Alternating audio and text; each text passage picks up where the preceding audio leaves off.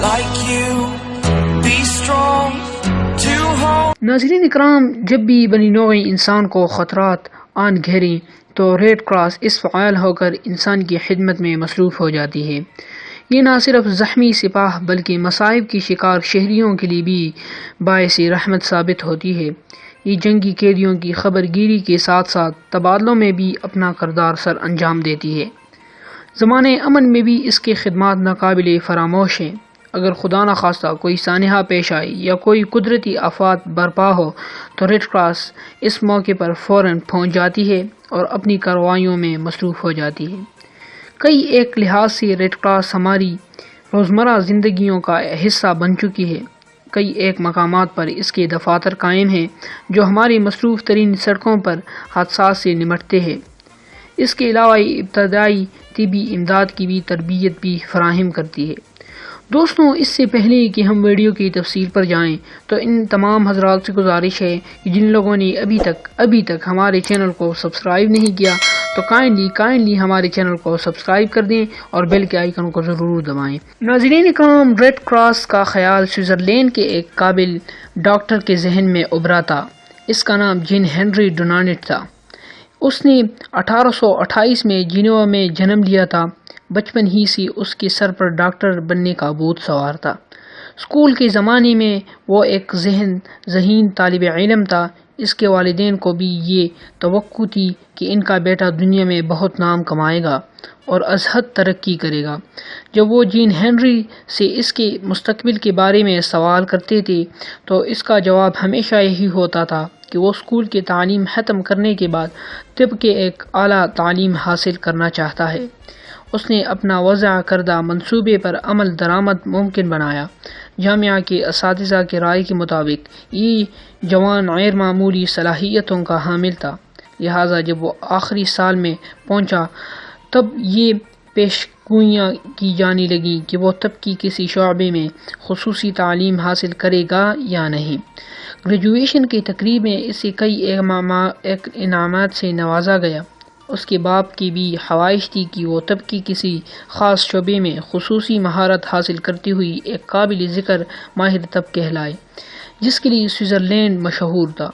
اسے مزید تعلیم کی حصول کے لیے رقم کا کوئی مسئلہ درپیش نہ تھا، کیونکہ اس کا باپ اس کے تعلیمی اخراجات بخوبی برداشت کر سکتا تھا۔ لہٰذا اس نے جین ہنری کو یہ پیشکش کی کہ وہ مزید تعلیم جاری رکھ سکتا ہے، لیکن جین ہنری نے اس خواہش کا اظہار کیا کہ وہ مزید تعلیم حاصل کرنے کی بجائے ہسپتال میں فاضل تجربہ حاصل کرے گا اور دیگر گریجویٹس کی نسبت زیادہ عرصے تک ہسپتال میں وقت گزارے گا۔ وہ عمومی معالج بننے کا خواہاں تھا۔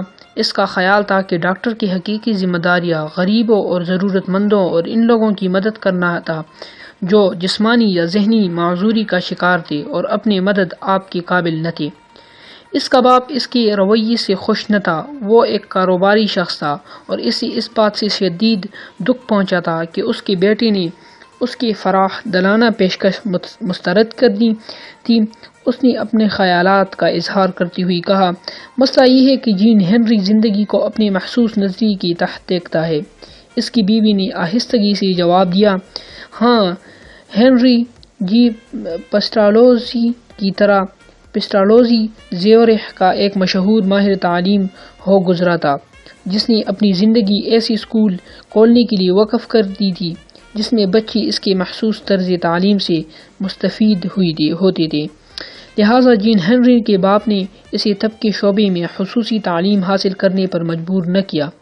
جین ہنری نے ہسپتال میں تجربہ حاصل کرنے کے بعد طب پیشے کی عملی مشق شروع کر دی، لیکن جلد ہی اس کے صبر کا پیمانہ لبریز ہو گیا۔ جنیوا ایک خوشحال شہر تھا، چونکہ اہل سوئٹزرلینڈ صاف ستھرے اور صفائی پسند لوگ تھے جو صفائی ستھرائی اور حفظان صحت کے اصولوں پر قرار واقعی توجہ دیتی ہے۔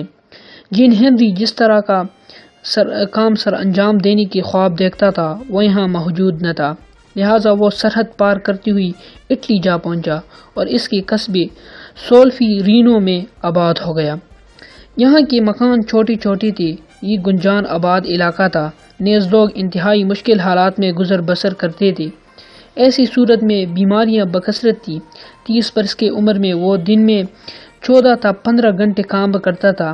اس کے مریض اس سے محبت اور مقامی حکام اس سے نفرت کرتے تھے۔ وہ ایک ایسا غیر ملکی تصور کرتے تھے جو مداخلت سے بے جا کا مرتکب ہو رہا تھا۔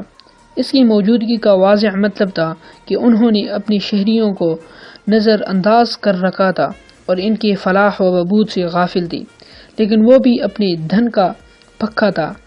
حکام کی احتجاج کو نظر انداز کرتی ہوئی اپنے کام میں مشغول رہا۔ اس نے اٹلی کی کئی ڈاکٹروں کا تعاون بھی حاصل تھا جو اس کی تعریف کرتے نہ تھکتے تھے۔ وہ اس کی صاف گوئی اور بے باکی سے بھی از حد متاثر تھے۔ ناظرین کرام، تو اسی طرح 1858 میں فرانس کے نپولین سوم نے اٹلی کے ساتھ ایک معاہدہ کیا تھا جس کا مقصد یہ تھا کہ اٹلی سے آسٹریلیا کی قوت کے تمام نشانات حرف علت کی طرح مٹا دی جائیں۔ نپولین، جو اس غلط فہمی کا شکار تھا کہ اسے فوجی دانش وری اپنی چچا سے وراثت میں ملی تھی، اس نے ایک پیچیدہ منصوبہ ترتیب دیا جس کے تحت اس نے اٹلی کے راستے اپنی فوجی کو شمال کی جانب لے جانا تھا۔ 1859 میں جس وقت وہ ماجنٹینا اور سلفورینو پہنچے، تب فرانسیسی اپنی فوج کو مکمل تباہی سے بچانے کی خاطر انتہائی مایوسی کے عالم میں کوشاں تھے، جس کے نتیجے میں سلفورینو کی لڑائی کسی علیمی سے کم ثابت نہ ہوئی۔ اس لڑائی کی وجہ سے شہری آبادی ناقابل بیان مصائب کا شکار ہوئی۔ اس دوران جین ہنری ڈونانٹ ان تک خدمات سے سر انجام دیتا رہا، حتیٰ کہ جب لڑائی اپنی جوبن پر تھی اس وقت بھی وہ میدان جنگ کی طرف روانہ ہو جاتا تھا اور کسی خطرے کی پرواہ نہ کرتا تھا۔ وہ زخمیوں کی تیمارداری کرتا تھا اور انہیں علاج معالجے کے عرض سے محفوظ مقامات تک پہنچاتا۔ اتنی کثیر تعداد میں لوگ اس کی وجہ کی مستحق تھی کہ اس کے لیے سب کی مدد کرنا ممکن نہ تھا کہ جنگ کے اختتام پر زخمیوں کی چیخ و پکار ہر سمت سنائی دیتی تھی۔ ڈونانٹ دن رات خدمات سر انجام دیتا رہا تھا کہ اس کے ہمراہ کچھ رضاکار بھی تھے۔ وہ لوگ اپنے رہنماؤں کو کوس رہے تھے جنہوں نے اپنی سپاہ کو کسمپری کے عالم میں مرنے کے لیے چھوڑ رکھا تھا۔ اگلے ہفتے ڈونانٹ نے 24 گھنٹے خدمات سر انجام دی۔ وہ محض کھانا کھانے کے لیے کچھ وقت نکالتا یا پھر اونگنے کے لیے اس نے اپنا وقت تقسیم کر رکھا تھا، جس کے لیے وہ خصوصی ذمہ داری کا مظاہرہ کرتا تھا۔ اس نے علاقے کے تمام طبی ماہرین سے مدد کی درخواست کی اور اس طرح اسے مزید طبی ماہرین میسر ہو گئے جو اس کے ہمراہ خدمت خلق میں مصروف ہو گئے۔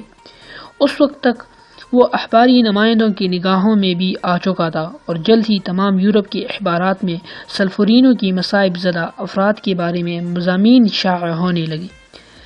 مقامی حکام اس دن کو کوس رہے تھے جس دن سوئٹزرلینڈ کے اس ڈاکٹر نے اس کے قصبے میں قدم رکھا تھا، لیکن وہ اس کی شخصیت، مقبولیت اور شہرت کے ہاتھوں شکست کھانے پر مجبور تھی۔ لہذا میونسپل کونسل نے عارضی اسپتال قائم کر دی، نیز بے گھروں کو آباد کرنے کی عرض سے رقم بھی مہیا کر دی گئی تھی۔ مکانات کی تعمیر نو کا بھی آغاز ہو چکا تھا اور 6 ماہ کے اندر سلفورینو کی زندگی معمولی پر آ گئی۔ بہت جلد جنگ کے تباہ کاریاں بلا دی گئی اور اب کسی کے پاس اٹلی کے اس قصبے کے بارے میں سوچنے کی فرصت نہ تھی۔ محض ڈونانٹ ایسا تھا جس کے ذہن میں یہ واقعہ ثبت ہو گیا تھا۔ وہ لڑائی کے ہولناکی بھول پایا تھا، نہ ہی اپنی ان تک محنت۔ وہ چاہتا تھا کہ ایسے حالات دوبارہ جنم نہ لیں، لیکن مسئلہ یہ تھا کہ ایک واحد شخص کس طرح ایسے واقعات رونما ہونے سے روکنے پر قادر ہو سکتا ہے۔ ناظرین کرام، تو اسی طرح 1826 میں جنیوا میں ایک کتابچہ شائع ہوا تھا۔ اس کتابچہ کا مصنف جین ہنری ڈونانٹ تھا۔ اس کا عنوان ان سوینئر ڈی سلفورینو تھا۔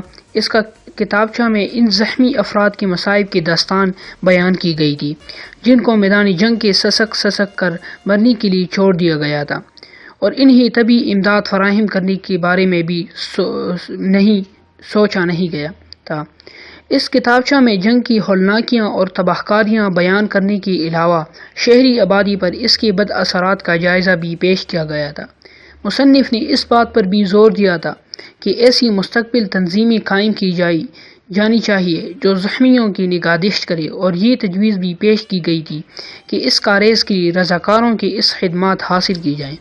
مصنف نے یہ ذکر بھی کیا تھا کہ اسے یقین تھا کہ وہ ایسی تنظیموں کے قیام کو اپنی زندگی میں دیکھ سکے گا۔ ڈونالڈ کے اس تحریر کا خاطر خواہ نتیجہ نکلا اور اس نے لوگوں کی ازحد متاثر کیا۔ یہ کتابچہ اس قدر کثیر تعداد میں فروخت ہوا کہ ڈونالڈ نہ صرف حیران ہوا بلکہ لوگوں کا شکر گزار بھی ہوا۔ اب یہ موضوع جنیوا کا ایک اہم موضوع بن چکا تھا۔ جنیوا ایک ایسا شہر تھا جو مفاد عامہ کا جلسوں کے لیے مشہور تھا۔ اس کے بعد ڈونالڈ کو یہ اعزاز بخشا گیا کہ ایک بین الاقوامی تنظیم کے صدر ایم گسیٹو مونیٹر نے ڈونالڈ کو دعوت دی کہ وہ تنظیم کے آئندہ منعقد ہونے والے اجلاس میں شرکت کرے اور اپنے خیالات کے اراکین پر واضح کر کے، کیونکہ تنظیم کا صدر ڈونالڈ کے پیش کردہ تجاویز سے ازحد متاثر ہوا تھا۔ تو دوستو، اسی طرح یہ اجلاس ڈونالڈ کی زندگی میں سنگ میل ثابت ہوا۔